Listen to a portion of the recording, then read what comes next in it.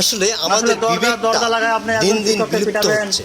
আমি ক্লাস করবো, এটা তো আসলে হয় না। ছাত্রছাত্রীর সামনে আপনি আজকে ওকে পিটাবেন, মারামারি মানে আগামীকাল আমাকে পিটাবেন, তাহলে এটা তো আসলে হয় এই না। শিক্ষকদের এখন থেকে ছাত্রছাত্রী কি শিখবে?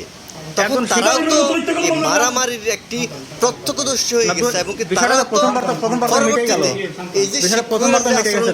তারপরে আপনি কি জন্য সেই আচরণটাই মানে আমার করবে? ক্লাসে ওনাকে তাহলে মানে অফিস সময় আমাদের দিন দিন মানে অধঃপতনে এটা আসলে যাচ্ছে আমরা। এখানে শিক্ষকরা কি আচরণ করলো? কাল আমাকে পিটাবেন, এটা তো আসলে হয় না। এখন এখন শিক্ষক না তো বিষয়টা তো প্রথমবার তো মিটে গেল, বিষয়টা প্রথমবার তো মিটে গেছে। তারপরে আপনি কি জন্য মানে আবার ক্লাসে ওনাকে মানে অফিস সময় রাখে, মানে এটা আসলে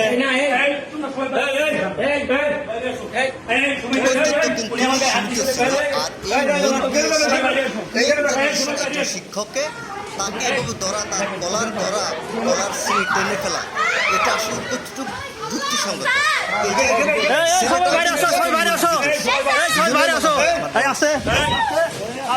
আল্লাহ তাদেরকে হেদায়েত দান করুক, এভাবে আচরণ না করি।